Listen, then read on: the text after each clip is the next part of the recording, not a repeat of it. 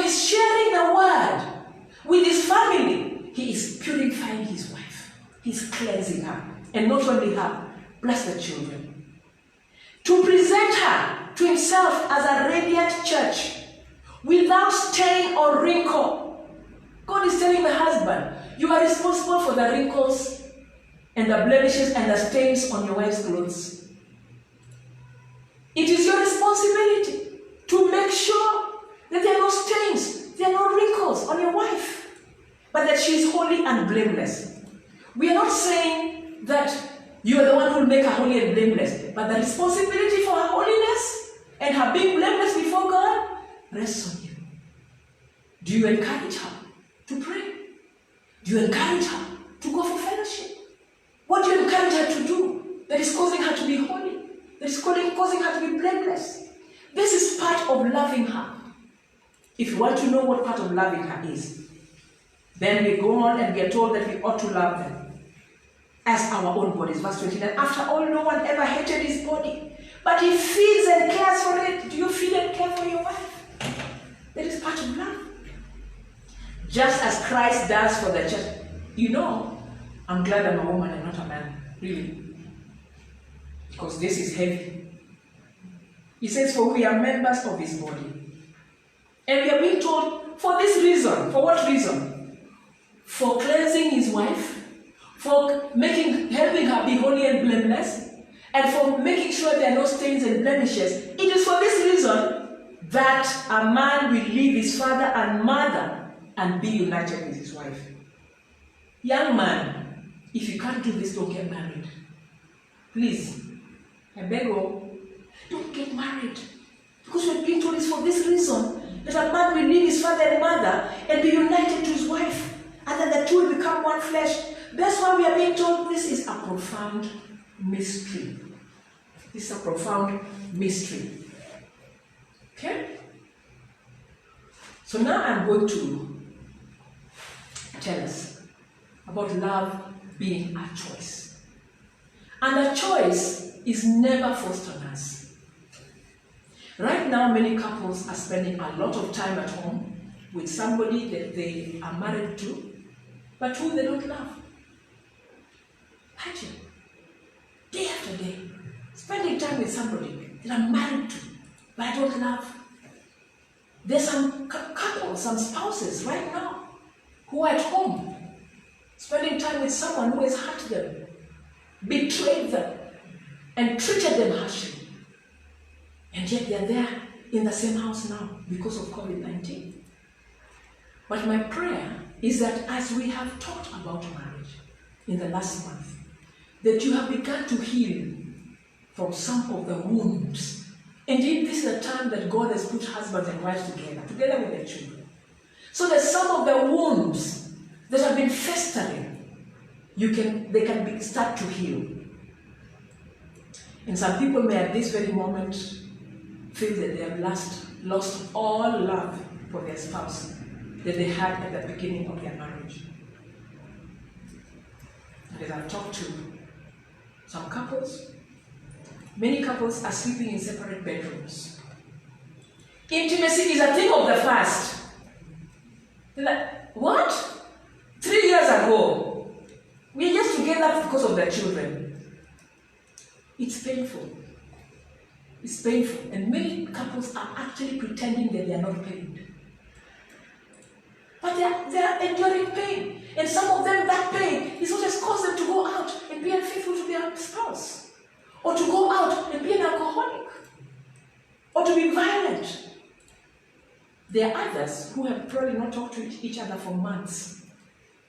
Or even for years. I've met couples who have not talked to each other for over 1 year. Some may be counting the days of this COVID-19 so they can separate and go their different ways. But I want to tell you that love is a choice, and I'm going to read from the book now. How love is a choice. And I pray that the Spirit of the living God may be touching our hearts right now, even as we listen. Unfortunately, the movies from Hollywood have deceived very many people. into thinking that love is a feeling. Because as soon as the feeling goes, love is left riding on that floor with a fatal wound to the heart. As soon as the feeling goes, and people are now worried and shocked. I thought this feeling would just get stronger and stronger until death do us part. No, the feeling has ended, and they had been deceived that that feeling was what love is. So what is love? What do people say when they say, I love you? When a person vows to love the other person, they are usually talking about a feeling. And unfortunately, feelings are not constant. They change according to how the object of the love behaves. If the person hurts them, the feelings are really good. When the feelings start to diminish, when the person does something good to them, they feel those feelings coming back again.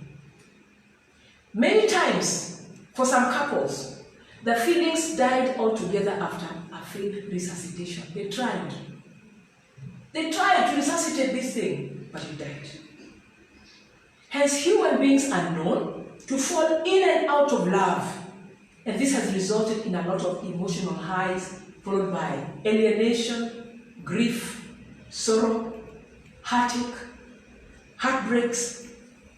But just remember that every divorced or separated person was at one time madly in love with their spouse, to the point where they said, I have to put a ring on that finger. Madly in love. And they said, oh, we're going to live with each other for the rest of our lives. They yearned for each other's presence, calling each other. When they're separated, they are feeling that pain. So what happened? What killed those feelings? They mistook something for love. To know what love is, we need to go back to the Bible. And remember, we said that Jesus Christ is the one that gives us the example of what love is. If Jesus Christ is married to the church, how did Jesus Christ show love? We are told that God loved the world in John 3:16, that he gives his son so that he dies on the cross for us, out of love, And we are told God loved the world so that he gave. So love always gives. Love always gives. Sometimes when two people who want to get married tell each other, I love you, what they mean is, you make me feel good. The emphasis is me. You are pleasing in my eyes. You are feeding my eyes that it's good. I love what I'm seeing. Me. I like the way you treat me. And I want to live with you so that I can be happy for the rest of my life. Not you, me. My husband often jokes with me, tells me about the fact that marriage is give and take. He says he gives and I take. When I come home, you're going to explain to me what this giving and taking that you keep telling me about is. So the emphasis is often on oneself and what the other person brings into my life. And so unfortunately, many people have gotten into marriage for what they can get out of the marriage other than what they can give into the marriage. Okay? Unfortunately, what many people call love is just infatuation. An intense, short-lived passion or admiration. And it is interesting that we are always infatuated with somebody we don't know very well. Oh, only I can know this person, but anyway, it doesn't matter. This person, I just love him. I'm still infatuated because I don't know them. With infatuation, you don't know the person. And that is why we are infatuated with them. We often put them on a pedestal of perfection, believing that they can do no wrong. You can see where our marriages got to where they got to. The foundation was wrong. A long-lasting marriage cannot be built on feeling, on emotion. Because while the feelings are what initially bring people together into a relationship, it has to be sustained by something that goes beyond those initial feelings. A long-lasting marital commitment can only be built on a decision that involves the will. That decision must involve your will and not your emotions and not your feelings. I have to be able to say, I will stay in this marriage. I will love my spouse. I will continue to give. So many married couples do not know how to relate to each other after the intense feelings that they have for each other have subsided, and they will subside, and many times disappear altogether. So when this feeling of wanting to be in each other's company all the time goes, what do we do? When it is no longer there, the couples come to the conclusion that the love has died. We no longer love each other, so we might as well go our separate ways. It's the emotions that have died, it's the infatuation have died, because now I've seen that this person who in my mind came on a horse, Prince Charming, and swept me off my face, I realized this person actually is not Prince Charming. This person is a normal, insecure, young boy who grew up in a single home. Or this lady is just a young, insecure girl who was always beaten by the parents, never shown any love. And when I realized that, the infatuation goes. And this is when the imperative checks in. This is when love becomes a choice. This is when love becomes a choice. This is when I must choose to stay faithful. I must choose to stick with the marriage because it is the right thing to do and not because I feel like it. Sometimes we wait to feel like it and thinking like, if I don't feel like it and I'm doing it, then I'm faking it. No, love is a choice. In 1 Corinthians chapter 13, we see what love is. And we see that love is not an emotion. We see that love is not a feeling. Okay? 1 Corinthians chapter 13, let me read verses 1 to 3. If I speak in the tongues of men and of angels, but I have not love, I am only a resounding gong or a clanging cymbal. I can pray in tongues all I want, from morning up to evening. But if I don't have love for my spouse, God is saying that is noise in my ears. Can you stop those tongues? You always imagine God is always so happy with tongues when he hears it. Oh, Angel Gabriel, can you come and hear these tongues? He says, Michael, can you get this person out of my sight? Because that noise is irritating me. I pray in tongues. I know the language of angels, but I have not love. I am an irritation in God's ears when I'm praying in tongues. He says, if I have the gift of prophecy, and indeed, the Bible, Paul told us in Corinthians to desire the spiritual gift, especially the gift of prophecy. I'm talking to the prophets right now. If I have the gift of prophecy, and I can fathom all mysteries, anytime somebody comes to me with a mystery, I solve it. They come to me with anything, I always have knowledge for it. God is saying, even with my gift of prophecy, I'm nothing. He says, if I have faith that tells a mountain, move from here and go and fall into the sea, and that mountain goes and falls into the sea. And all the cameramen come, CNN even comes from America to Kenya to see this great thing. All Citizen is there. And all the other stations. And you're wondering, how come I can't remember the other stations? Even if they come, and I do not have love, it says, I am nothing. If I give all I possess to the poor, and here I'm going to mention somebody that we all know, Mother Teresa. Mother Teresa had a lot of love. That was a lot what was talked about her. But if Mother Teresa had given to the poor like she did in India, and had no love, God would have said, you have done nothing. Okay? This one is a very, very heavy one, because we have had a lot of martyrs who have died for the gospel. There are martyrs who died in Uganda.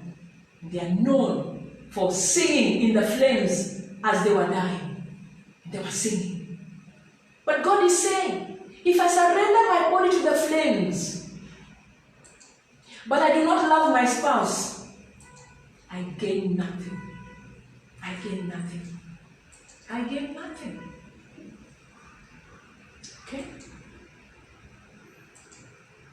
Now we want to see what love actually is. If it's not a feeling, if it's not an emotion, if it's not infatuation, then what is love? We are told in 1 Corinthians chapter 13, from verse 4 to 7, what love is. Let us listen carefully. Love is patient. Love is kind. It does not envy. It does not boast. Love is not proud. Listen, ladies. It is not rude. It is not self-seeking. It is not easily angered. Again, to my sisters, it keeps no record of wrongs. Last year, January, this is what you did. The year before, same thing, you did it. The year before, same thing, you did it. This January, same thing, you did it. Speak for yourself. All these things you've been doing. It does not keep a record of wrongs. Love does not delight in evil, but rejoices with the truth. If my husband, who I'm not happy with, tells me that he has been fired, yes. He does not delight in evil, but rejoices with the truth. Love always protects. Do we ever protect our spouses? I know that something has happened, but I'm going to protect my spouse. It says it always protects. It always trusts. Always hopes. Always perseveres. All of us have said, As I said it, they said, not me, not me, not me. Okay? I have never met a spouse that falls under all these things that I've told you. I've never met a perfect spouse. And I'm sure that none of you have ever met somebody like that either. Can you honestly say that you truly love your spouse? Are you doing all these things that God has said we should do all the time? God's standard is too high for you and me. And anyone who tells me that this is the kind of spouse that they are, I will tell them to go to the verses that talk about lying. That is a lie. This kind of person does not exist. And many times this is who we have been looking for in our marriage. As a human being, they don't exist. They don't exist. But point number one is that when we are entering into marriage, we must have the willingness to love our spouse. That is step number one. Is the willingness there to be these things? Because you're going to see that if the willingness is there, you see what the Bible tells us. We then must choose to let God work in our lives so that God in me can love my spouse through me. It is not me doing these things. It is Christ doing those things through me. So that I cannot take any glory for all these things that I'm always patient. I cannot take that glory because I know myself. I'm an impatient person. And many times, the Holy Spirit is the one who holds somebody's hands as they're about to slap. Isn't it? We cannot take glory for it. The patience comes from the Holy Spirit. Are you willing to love your spouse?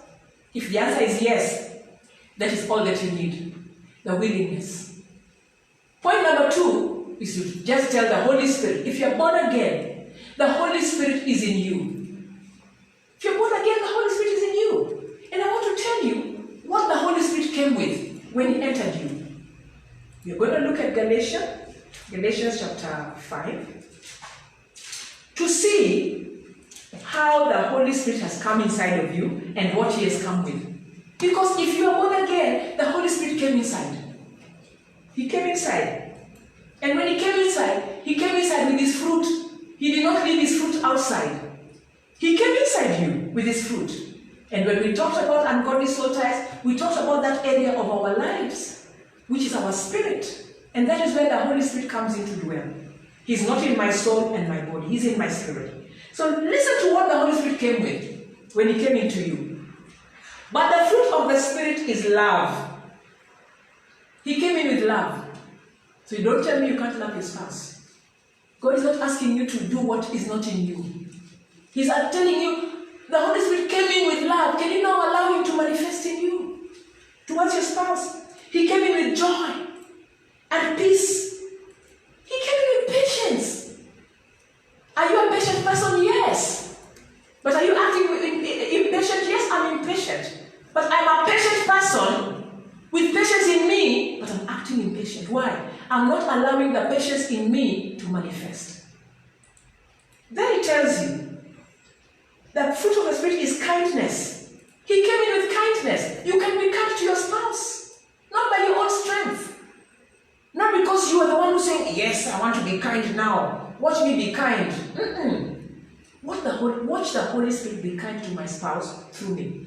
He came in with goodness and faithfulness and gentleness. Yeah, I can't be gentle. But when I saw my father was not gentle, and he taught us that men have to be tough. Be gentle. If you're born again, gentleness is in you. Because the Holy Spirit came with it, with gentleness. You're just not allowing the Holy Spirit to manifest in you. Gentleness is in there somewhere. And self-control. No, I can't control myself. Yes, you can. If you allow the Holy Spirit in you to manifest, you have self-control in you. You are a person with self-control that is not self-controlled. You have no excuse, oh man, oh woman, if you're born again. Because the Holy Spirit came with all these things and is residing in you with these things. Okay? There is no perfect spouse. And there is one, and there is one, if there is one, then they have not yet been born. If there is a perfect spouse that's going to appear on this earth, I can assure you, they have not yet been born. However, God expects spouses to love each other the way He loves us. And so when God says love, He's telling you to love because He knows He has placed love in you. He's not telling you to do something impossible. If I give you 200,000, and I tell you, go and buy a fridge, and the fridge costs 120,000. You can't tell me I can't buy it. I know you can't because I gave you 200,000. Okay? God says, I gave you love. Romans tells us He has spread His love abroad in our hearts. He expects us to forgive each other the way He forgives us. And He expects us to be tolerant with our spouses as He is tolerant with us. It does not come automatically. It comes through death. It comes through death. Why am I saying that? I'm not talking about the death where you'll be put in a coffin and you're buried. No. How does it come through death? Okay? How does it come through death? We are told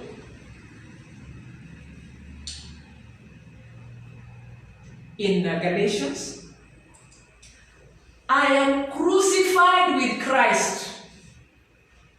Crucified with Christ. Nevertheless, I live. Okay? I'm crucified, I'm dead, but I'm living. Yes. I am crucified with Christ. Nevertheless, I live. Yet not I, but Christ lives in me. And the life I now live, I live by the faith of the Son of God.